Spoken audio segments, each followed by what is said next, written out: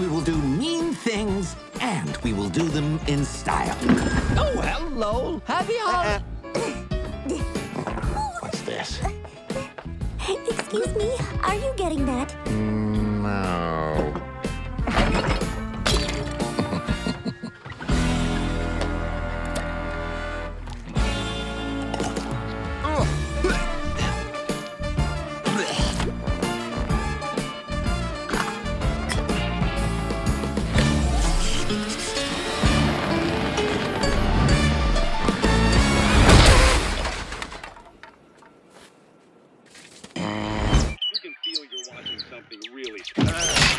This skater may become the next great name in figure skating.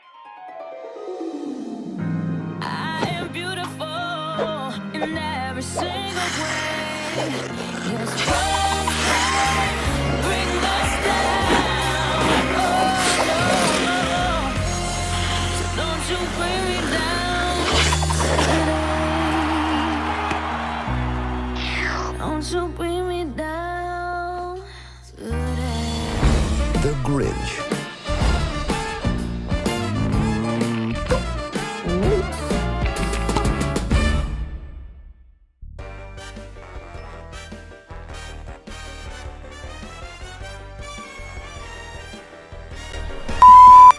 Assalamualaikum, nama saya Nur Kamarina binti Muhammad Zanuri.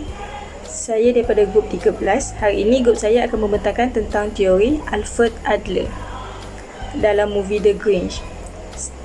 Saya mulakan pembentangan saya dengan biodata Alfred Adler. Alfred Adler dilahirkan di Venice, di sebuah kawasan pedalaman Venice di Austria pada tahun 1870. Beliau merupakan anak kedua daripada 6 adik-beradik. Beliau berketurunan Yahudi kelas pertengahan. Beliau mempunyai hubungan yang sangat rapat dengan ibunya, sehingga kelahiran adiknya menyebabkan beliau mula rapat dengan ayahnya. Semasa kecil, beliau mempunyai penyakit pneumonia dan hampir menyebabkan beliau meninggal dunia pada usia 5 tahun. Beliau mendapat ijazah dalam bidang perubatan pada tahun 1865. Beliau juga telah dijemput menyertai Vienna Psychoanalytic Society yang diasaskan oleh Freud. Pada awalnya, Adler adalah salah seorang yang menyumbang kepada teori psikoanalisis. Setelah beberapa tahun mempraktikkan psikoanalisis, Adler tidak bersetuju dengan pendapat Freud. Adler berpendapat perasaan adalah lebih penting daripada dorongan biologi. Selepas Perang Dunia Pertama, Adler menubuhkan klinik bimbingan kanak-kanak di sekolah-sekolah Vienna. Pada tahun 1935, beliau meninggalkan Jerman dan berhijrah ke USA, Amerika Syarikat, dan mengasaskan Society of Adlerian Psychology di Amerika Utara. Beliau meninggal dunia akibat serangan jantung semasa lawatan untuk memberi syarahan di Aberdeen, Scotland pada tahun 1937. Pandangan Alfred Adler terhadap sifat semula jadi manusia. Pendekatan ini percaya bahawa keluarga memainkan peranan penting dalam pembentukan personaliti semasa zaman kanak-kanak. Kasih sayang dan minat ibu bapa adalah penting bagi membantu proses perkembangan personaliti yang sihat. Kanak-kanak akan memerhatikan segala peristiwa dan persekitaran mereka. Adler melihat manusia dari perspektif yang lebih holistik atau menyeluruh dan optimistik, dan manusia sebagai makhluk yang didorong oleh matlamat. Adler memfokuskan pada perasaan inferior, yang mana beliau menganggap perasaan tersebut adalah norma kepada manusia dan menjadi sumber motivasi untuk terus maju. Adler menekankan dalam terapinya berkaitan dengan pilihan dan tanggungjawab seseorang mana dalam kehidupan dan sentiasa berusaha untuk kejayaan dan kesempurnaan. Sekian daripada saya. Terima kasih. Assalamualaikum semua. Nama saya Farah Nabila binti Abdul Hamid. Nombor matrik I1810294 akan membentangkan konsep utama teori Alfred Adler. Dalam konsep utama teori Alfred Adler mempunyai 6, iaitu kendiri kreatif, gaya hidup, minat sosial, perasaan inferior dan pampasan, superiority, dan akhir sekali fictional finalism. Untuk kendiri kreatif, dia dipunyai oleh setiap manusia yang normal. Kendiri kreatif menjadikan seseorang mempunyai personaliti yang teragung dan ia juga merupakan perantara di antara rangsangan atau gerak balas. Perantara kendiri kreatif boleh diaktifkan seoptimal yang mungkin. Kendiri kreatif mewarnai seluruh kehidupan seseorang individu serta ia menjadi penentu utama masa depan kepada seseorang individu dalam usahanya untuk mencapai sesuatu yang dihajatinya. Seterusnya ialah gaya hidup. Seseorang individu akan berusaha untuk mencapai cita-cita melalui tingkah laku yang spesifik. Setiap individu mempunyai perwatakan, perangai dan tabiat spesifik yang berbeza. Perbezaan ini digelar sebagai gaya hidup. Gaya hidup juga dipelajari daripada interaksi sosial pada masa kanak-kanak. Gaya hidup terbentuk dengan nyata dan kekal pada masa kanak-kanak berumur 4 dan 5 tahun. Interaksi sosial sangat penting dilalui oleh kanak-kanak ialah interaksi penghubung kanak-kanak, ibu bapa dan urutan kelahiran. Contohnya ialah kelapangan masa ibu bapa gagal memberikan masa secukupnya kepada anak-anak akan membentuk inferiority dalam diri kanak-kanak tersebut. Adler telah menganggap manusia sebagai deterministik iaitu bersamaan dengan anggapan dari Sigmund Freud. Okey, seterusnya ialah minat sosial. Dalam minat sosial, tahap penyesuaian sosial merupakan sebahagian gaya hidup seseorang mempengaruhi cara-cara kita untuk menyelesaikan masalah kehidupan. Ahli komuniti bergantung kepada ahli-ahli yang lain bagi tujuan keselamatan dan kehidupan. Adler telah menegaskan bahawa perlunya dipupuk hubungan yang baik antara si ibu dan si anak yang baru dilahirkan. Tujuan tersebut menuntut seseorang individu supaya memberi kerjasama dan membenarkan individu mengamalkan minat sosial yang dipunyai untuk menerima dan mencapai matlamat diri dan komuniti. Begitu juga dengan hubungan yang konstruktif mengenai kanak-kanak dengan ahli keluarga dan guru-guru atau penjaganya. Ibu adalah orang yang pertama berhubung dengan bayi dan boleh mempengaruhi serta mempertingkatkan minat sosial ataupun merencatkan minat tersebut. Walau bagaimanapun, proses ini bergantung kepada cara bayi menginterpretasikan tingkah laku ibu mereka. Kaedah ini mengingatkan kita kepada konsep kendiri kreatif yang kita huraikan sebentar tadi. Perasaan inferior dan pampasan. Inferiority merupakan salah satu istilah psikologi yang berasal dari kaedah-kaedah yang diperkenalkan oleh Alfred Adler untuk mendalimi aspek personaliti manusia. Perasaan inferiority merupakan sumber kepada perjuangan manusia dan mewarnakan keseluruhan tingkah laku seseorang individu. Dalam perasaan inferior dan pampasan, dia mempunyai 3, iaitu inferiority organik, kemanjaan ataupun tabiat buruk, dan akhir sekali kanak-kanak yang tidak diterima. Dalam inferiority organik, disebabkan oleh kekurangan yang terdapat pada struktur fizikal seseorang yang mengalami kecacatan. Individu yang mengalami kecacatan fizikal akan bersungguh-sungguh untuk membuktikan bahawa kecacatan fizikal bukanlah penyebab kepada kegagalan mereka. Seterusnya ialah kemanjaan ataupun tabiat buruk. Masalah inferiority kompleks mula timbul di sekolah. Mungkin pada hari pertama persekolahan. Kanak-kanak yang mempunyai tabiat buruk ataupun kemanjaan seperti mempunyai perasaan sosial yang minima. Seterusnya ialah kanak-kanak yang tidak diterima. Kanak-kanak yang tidak diterima atau dilupakan kehadiran mereka akan mudah membentuk inferiority kompleks dalam diri mereka. Kehidupan semasa bayi dan kanak-kanak diwatakkan kekurangan kasih sayang dan keselamatan kerana ibu bapa tidak memainkan peranan yang sepenuhnya. Okey, superiority. Superiority merupakan hala tuju atau cita-cita yang hendak dicapai dalam kehidupan kita. Menurut Adler, istilah superiority ataupun kesempurnaan merupakan perkataan yang berasal daripada Latin membawa maksud lengkap ataupun sempurna ataupun selesai. Tujuan kehidupan manusia dalam mengejar dan mencapai keseluruhan potensi diri dan melengkapkan diri kita dengan potensi-potensi berikut. Tujuan ini adalah untuk mengorientasikan sikap dan tingkah laku ke arah masa depan. Hanya cita-cita manusia untuk mencapai superiority ataupun kesempurnaan mampu dan berupaya menerangkan dengan lebih panjang, lebar mengenai tingkah laku dan sikap seseorang. Okey, konsep utama yang terakhir bagi Alfred Adler ialah fictional finalism.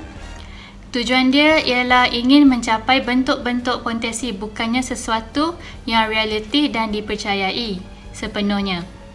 Hala tuju merupakan bayangan semata-mata dan ianya sukar bagi kita ataupun orang lain yang mengujinya.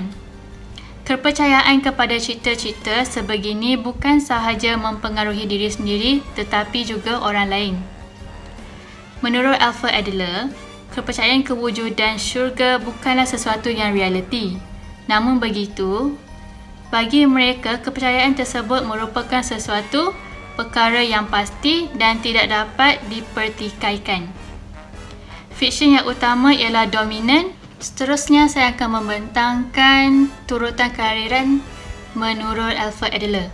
Dalam turutan kelahiran mempunyai 5 iaitu anak pertama, anak kedua, anak tengah, anak bongsu dan anak tunggal. Pada awalnya dia diberikan perhatian dan dimanjakan kerana dia merupakan satu-satunya anak dalam keluarga tersebut. Anak pertama ni dia merupakan anak yang berharap dan bekerja keras untuk mencapai sesuatu dalam kehidupannya. Anak sulung mendapat perhatian sepenuhnya daripada ibu bapa yang dididik serta menurut segala perintah, bertingkah laku baik dan berdaya maju mengambil tanggungjawab apabila ibu bapa tiada. Akhir sekali akan membentuk diri sebagai seorang yang sentiasa berada di atas dan sentiasa keinginan untuk menjadi model kepada adik-adiknya serta lebih bersifat mengarah seperti ketua. Bagi anak kedua, dia sering berjuang untuk mengatasi anak sulung. Dia cenderung menetapkan matlamat yang terlalu tinggi untuk diri sendiri dan oleh itu mereka terdedah kepada kegagalan. Means bila mereka cuba mendapatkan target yang mereka nak, bila mereka tidak dapat, mereka akan berasa kecewa. Sikap berdaya saing ini mungkin berlanjutan sehingga dewasa dan boleh merosakkan hubungan sekiranya anak kedua sentiasa mencari kelemahan anak pertama dalam usaha mengalahkannya. Bagi anak tengah pula dia merasakan dirinya tidak dilayan dengan adil serta banyak belajar perkara yang berkaitan dengan kekeluargaan dan cara berunding. Anak tengah dia mempunyai perasaan perlu bersaing untuk membuktikan pencapaian setanding anak pertama dan pada masa sama juga dia berusaha untuk mendapatkan perhatian ibu bapa yang sering diberikan kepada anak bongsu. Anak tengah ni dia mempunyai pemikiran negatif, biasanya cenderung menjadi anak yang bermasalah. Akhir sekali, anak tengah ni dia dikatakan mudah terasa hati tetapi lebih sensitif dan mudah berempati dengan orang lain. Okey, seterusnya kita akan sambung ke anak bongsu. Anak bongsu dia mendapatkan perhatian lebih dari ibu bapa, kakak dan abang. Kelahiran terakhir biasanya didorong untuk mengatasi kakak atau abang mereka. Anak-anak bongsu dalam keluarga cenderung peramah, walaupun mereka cenderung lebih tidak bertanggungjawab dan melulu daripada anak-anak yang lebih tua daripada mereka. Anak bongsu dia akan diberi lebih kebebasan dan berpeluang meneroka perkara-perkara baru yang adik-beradik lain tidak dapat alami semasa mereka kanak-kanak. Dan akhir sekali ialah anak tunggal. Anak tunggal ni dia dilahir tanpa adik-beradik lain untuk bertanding, hanya mampu bermain atau bertanding dengan ayah mereka. Egois dan Bergantung adalah ciri-ciri utama mereka. Mereka lebih gemar bergaul dengan orang dewasa kerana persekitaran yang tiada adik-beradik lain. Ramai kanak-kanak tanpa adik-beradik yang membesar menjadi perfectionist dan mereka cenderung untuk mencapai matlamat mereka walau apapun.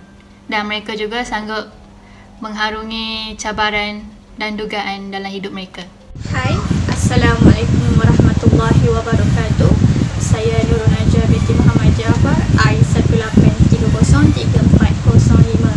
Saya akan menceritakan 4 jenis cara hidup asas dan cara penyelesaian menurut Adler adalah jenis menguasai.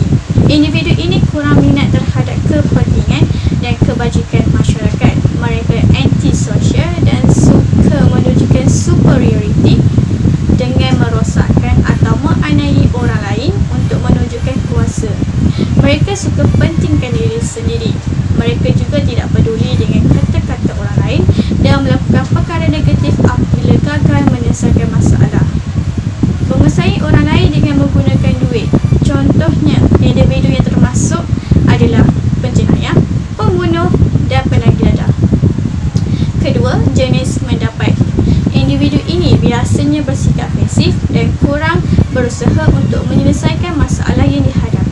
Sebaliknya, mereka lebih suka bergantung kepada orang lain dan mengharapkan penghargaan dan kepuasan dari orang lain. Ketiga, jenis mengelak.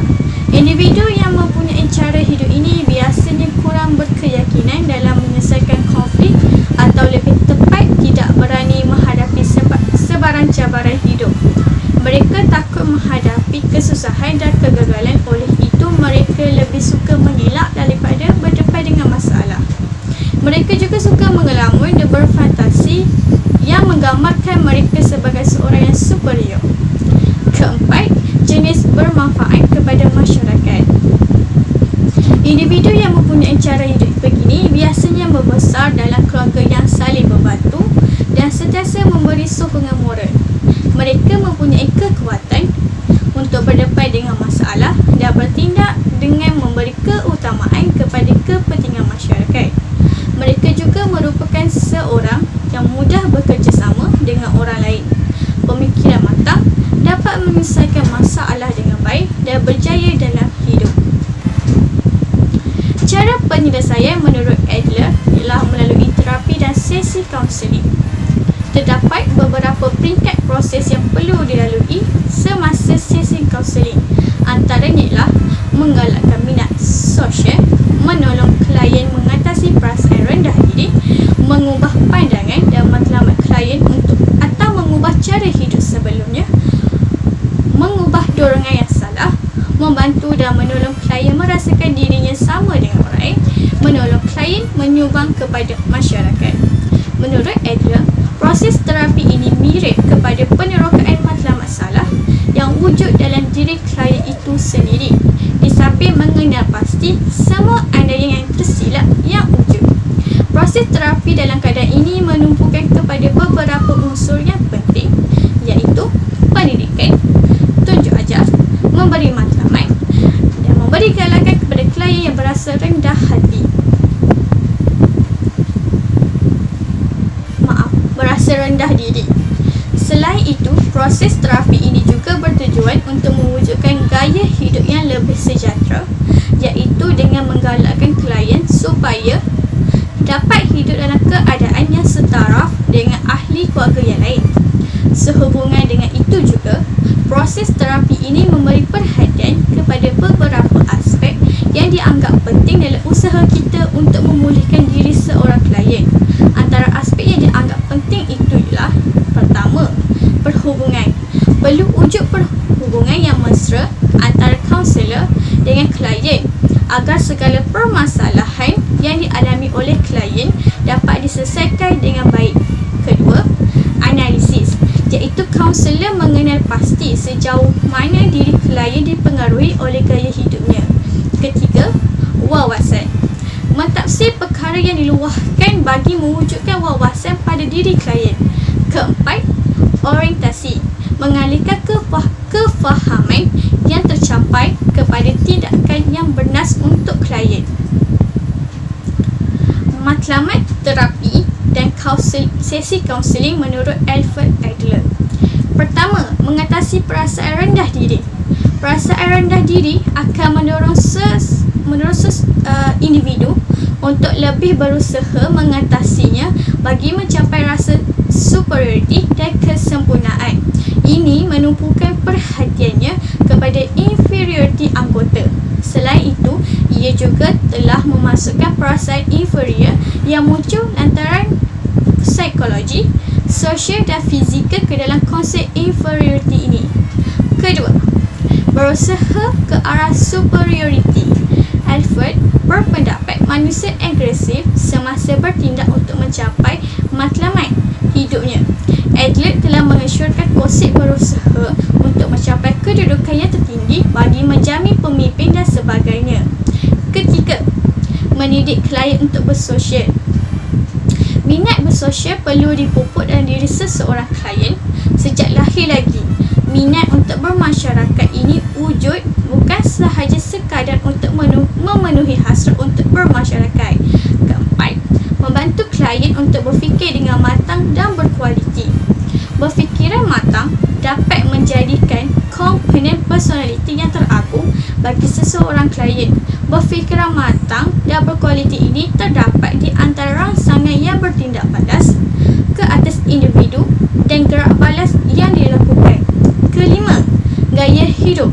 Setiap individu akan berusaha ke arah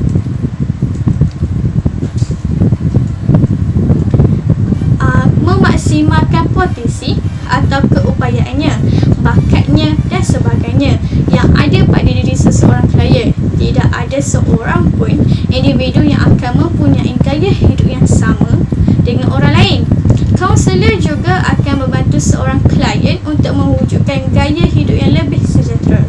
Keenam, menggalakkan klien supaya dapat hidup dalam keadaan yang setaraf dengan ahli lain dalam masyarakatnya. Ketujuh, mewujudkan perhubungan melalui empati. Dan yang ke-8, membantu klien untuk memahami kepercayaannya, motivasinya dan matlamat yang telah menentukan gaya hidup. Assalamualaikum warahmatullahi wabarakatuh dan salam sejahtera. Nama saya Muhammad Faiz Ifan bin Muhammad Amin dan nombor kad bentuk saya I191033541. Okay, hari ini saya akan membincangkan atau membentangkan tentang sinopsis cerita The Grinch. Jadi sebelum kita masuk sinopsis cerita ni, saya akan cerita sikit latar belakang filem The Grinch ni. Okey, The Grinch ni telah diadaptasikan oleh satu buah buku kanak-kanak iaitu pada tahun 1957, iaitu bertajuk How the Grinch Stole Christmas. Dan penulis dia ialah Dr. Seuss, iaitu Theodore Seuss Geisel. Jadi filem ni telah dihasilkan oleh Illumination Entertainment dan diedarkan oleh Universal. Jadi filem The Grinch 2018 ini merupakan kali ketiga cerita ni diadaptasikan. Kali pertama adalah pada tahun 1966, jadi kali kedua adalah pada tahun 2000 dan kali tiga ialah pada tahun 2018. Jadi filem The Grinch 2018 ni telah diarahkan oleh Hiro Chini dan Scott Mosey dan penulis skrin ialah Michael Lisu dan Tommy Swedlow. Jadi filem The Grinch 2018 ni menggunakan animasi. Jadi dia menggunakan suara pelakon, iaitu watak pertama iaitu The Grinch. Watak The Grinch ni menggunakan suara pelakon Benedict Cumberbatch. Watak yang kedua iaitu Cindy Lou Who menggunakan suara Cameron Seeley. Watak yang ketiga adalah Donald Lou Who, iaitu menggunakan suara Rashida Jones. Watak yang seterusnya The Mayor of Whoville menggunakan suara Angela Lansbury. Dan watak seterusnya adalah Brickebaum menggunakan suara Kenan Thompson. Dan pencerita ialah Pharrell Williams. Okay, seterusnya kita akan masuk filem The Grinch atau sinopsis. Okay, The Grinch ni merupakan satu watak ataupun satu makhluk yang warna hijau berbulu lain pada orang lain. Lain pada di perkampungan movie ni.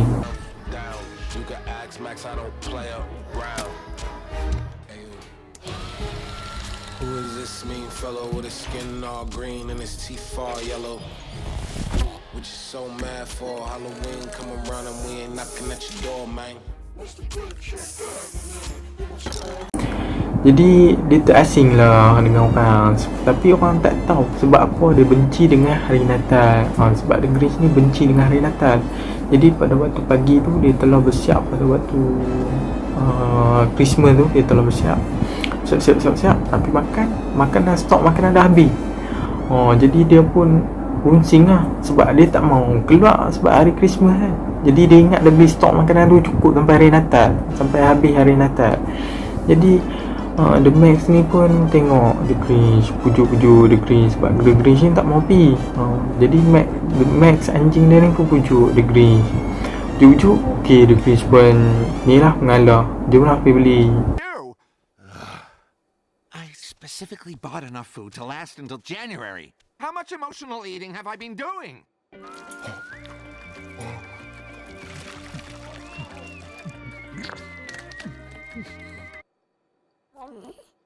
No, I won't. I will not. I am not going to Whoville during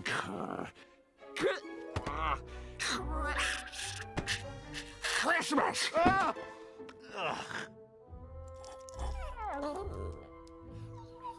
Fine, but I'm going to despise every second of it.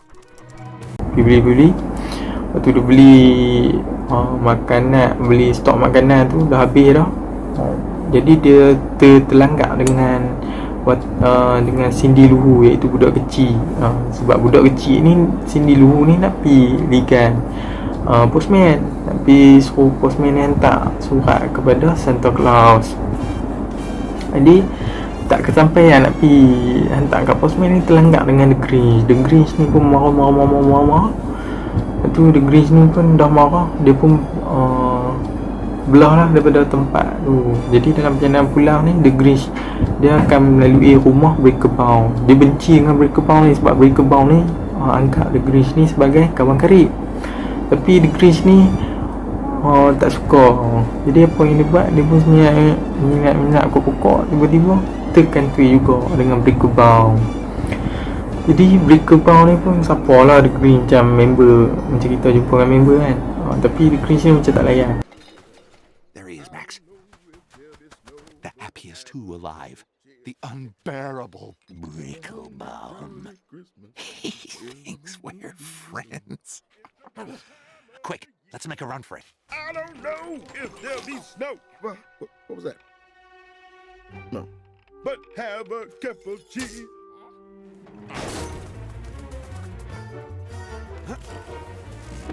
And hello to friends you know and everyone you meet.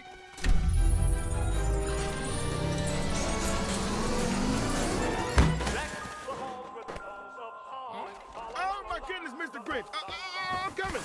Leave Mr. Grinch alone. That's one type of balloon that you're fighting there. You old feisty frosty. Here, come on, let me help you. I do not want or need your help. Lepas tu Breaker-Bound ni pun bagilah satu poster, kata The Mayor of Whoville ni dia nak buat Christmas ni 3 kali ganda lagi besar daripada tahun-tahun yang lain. Jadi The Grinch ni pun balik lah. Dia ingat kan 3 kali ganda besar tu, ingat taklah besar sangat. Tapi pada waktu dia duduk tu, satu pokok Christmas ni mai lalu dekat rumah dia sampai bergegap. Jadi dia pun terkejut lah tengok-tengok. Ingatkan kecil lah tapi besar. Jadi dia pun rancang lah nak rosakkan Christmas dekat di perkampungan Whoville ni. Apa yang dia buat, dia guna satu macam lastik tu. Lepas tu buh macam semua bosak. Ngok-ngok ingatkan lepas ke perkampungan Whoville, tapi dia yang terlepas di perkampungan Whoville. Dia pun jatuh tu, dia pun bangun macam biasa, jalan. Time ni lah dia throwback balik.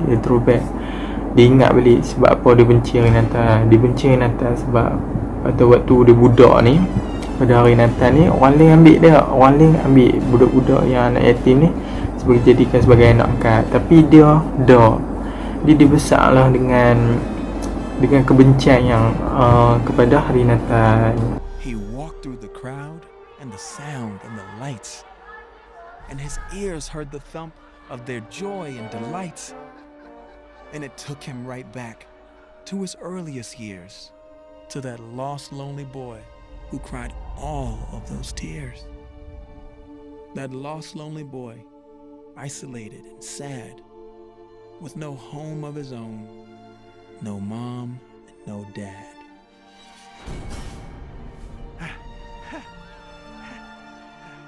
And as the Grinch looked around, he felt downright scared as he remembered that Christmas where nobody cared, where nobody showed, not even a flea, and there were no cards, no gifts, and no tree.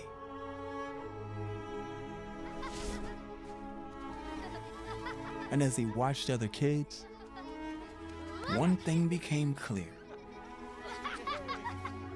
that this was the single worst day of the year. Di dalam perjalanan pulang tu, waktu dia pulang-pulang tu, dia bukan dia nak rosak dah. Dia fikir dia nak curi hari Natal. Macam mana dia nak curi hari Natal? Dia nak jadi Santa Claus.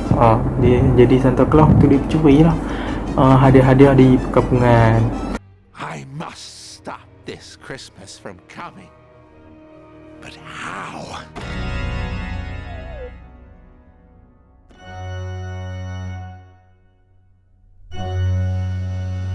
Then he got an idea.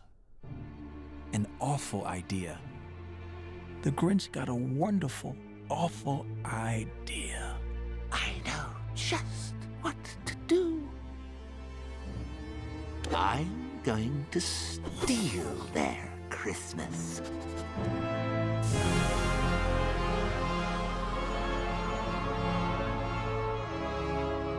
All the trimmings, all the trappings, all their gifts and garlands. When they wake and see it's gone, then all their joy and happiness will be gone.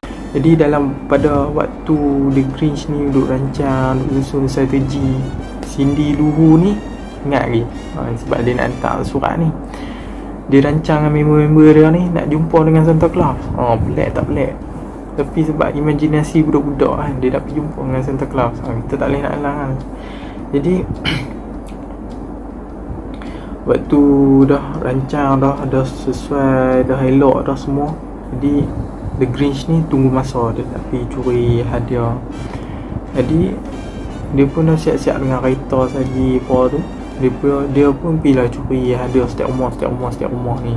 Tapi Cindy Lou ni pula dengan member-member dia tunggulah sampai orang kata Santa Claus muncul. Jadi pada waktu The Grinch sampai rumah Cindy Lou ni, yang paling last kali Cindy Lou ni jumpa dengan The Grinch yang melakukan watak Santa Claus. Jadi Cindy Lou ni pun tertanya lah sebab apa sebab The Grinch pergi curi hadiah-hadiah dengan pokok ni. Jadi The Grinch ni pun bohong lah, cakap-cakap macam ni. Cindy Lou The Grinch ni pun bohong kat Cindy Lou ni. Jadi Cindy Lou ni kan budak, dia percaya lah kat Santa Claus kan. Jadi pada waktu pagi tu The Grinch pun balik kat rumah dia. Pada waktu pagi tu semua perkampungan tu terjaga, tengok terkejut. Jadi ada perasaan hibur sebab hadiah dah semua hilang. Orang nak sambut Christmas happy-happy, tiba-tiba hadiah hilang. Dia rasa sedih. Jadi Cindy Lou menyalahkan diri dia sebab tak halang The Grinch yang si Santa ni kan.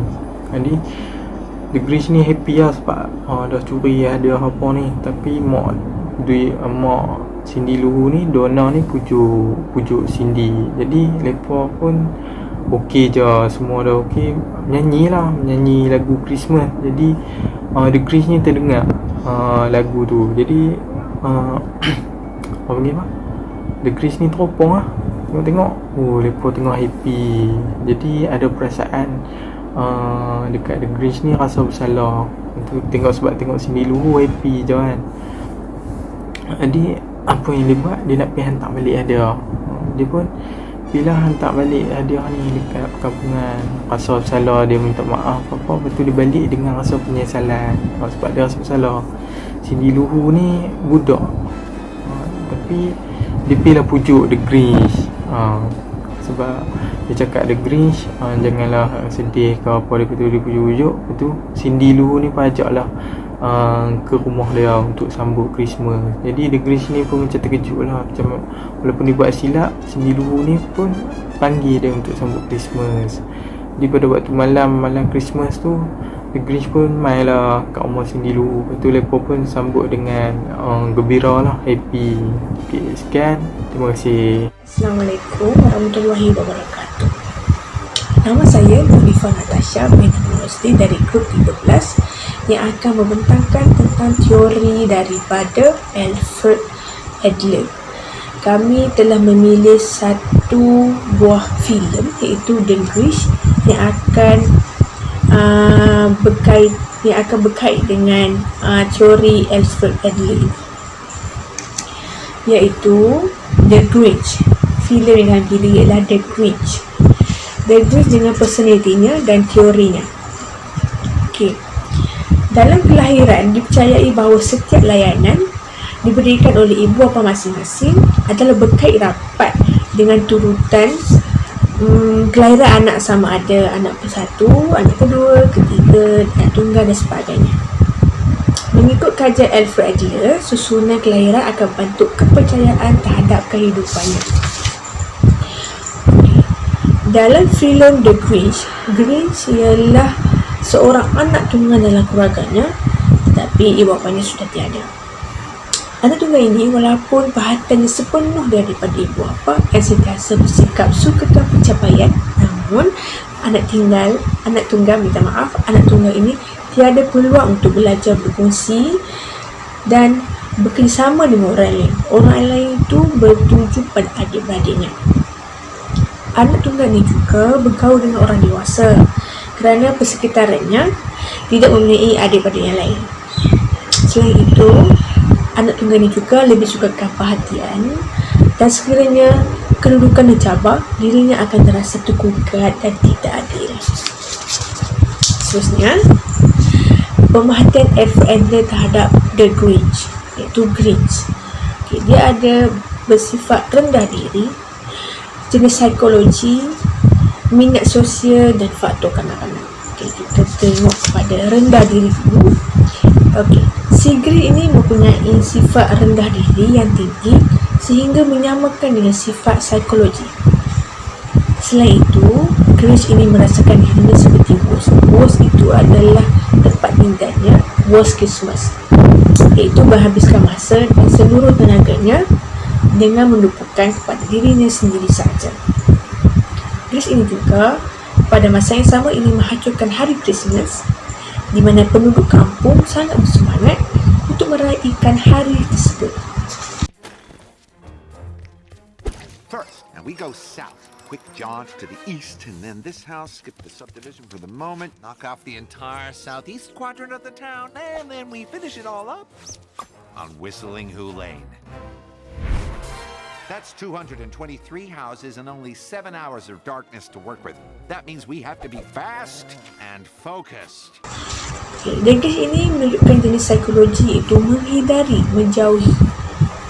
Grinch ini memiliki tahap motivasi terhadap minat sosial yang lebih rendah, kerana Grinch ini lebih suka menjaga dirinya sendiri dan tidak menjaga perasaan orang lain.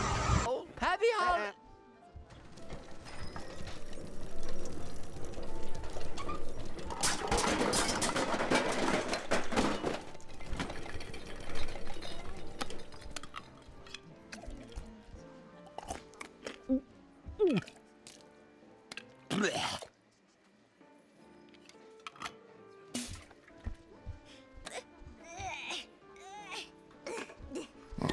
What's this? Excuse me, are you getting that? I need it for my Christmas stuffing. No. Well, that's not very nice. Oh, sugar plum. Contohnya, dalam filem tersebut, Grinch bersungguh-sungguh memusnahkan Christmas kerana dia tak suka hari Christmas. Seterusnya, kita masuk pada faktor kanak-kanak. Faktor kanak-kanak yang menyebabkan Grinch menjadi sebegitu kerana kekumpulan keluarga dan ibu bapanya, kerana ibu bapanya tiada dan adik-beradiknya pun tiada. Dengan kata lain, Grinch tidak mempunyai keluarga seperti di Ghost Christmas. Situasi seperti Grace itu ialah idea disebutkan pengabaian, iaitu maksud dia belum mempunyai perasaan cinta atau kasih sayang, dan Grace juga tidak mempunyai kemampuan untuk memiliki perasaan tersebut. Dan Grace ini juga seorang yang mementingkan dirinya sendiri untuk kebaikan dirinya saja, malah tidak percaya kepada siapa. Grace dalam filem The Grinch itu adalah Grace mencuri semua kebahagiaan di Worst Christmas untuk kepentingan peribadinya. Okey, yang terakhir ialah minat sosial. Pada pendapat Alfred Adler, Grace menunjukkan kurangnya terhadap sosial. Hal ini kerana kejayaannya adalah satu kelebihan peribadi dan kemenangannya terhadap dirinya sendiri saja. Sebagai contoh, Grace mengambil semua hadiah makanan dan tujuannya adalah memenuhi keuntungannya sendiri. Sekian, terima kasih. Kesimpulannya, Alfred Adler atau teorinya yang lebih dikenali sebagai Adlerian memberikan fokus utama terhadap keunikan seseorang individu. Beliau membentangkan kepada pengaruh kesedaran dan realiti yang membentuk personaliti manusia. Manusia juga dipengaruhi oleh faktor-faktor sosial dan bukan sepenuhnya dipengaruhi oleh faktor biologi, terutamanya pada zaman kanak-kanak dahulu. Sebaliknya, perasaan inferiority merupakan sumber kepada kehidupan dan perjuangan manusia. Perasaan tersebut harus diseimbangkan. Perasaan tersebut adalah akibat daripada sikap tidak mahu menolong dan pergantungan sesama seseorang itu masih kanak-kanak. Kehidupan seseorang individu berlandaskan kepada matlamat yang tertentu. Beliau menamakan matlamat sebagai superiority ataupun kesempurnaan. Manakala fictional finalis merujuk kepada idea-idea fiction yang terdapat dalam cita-cita ataupun matlamat hidup seseorang, iaitu kesempurnaan. Begitulah seterusnya idea beliau berkenaan gaya hidup yang mana ia akan dipengaruhi oleh order kelahiran.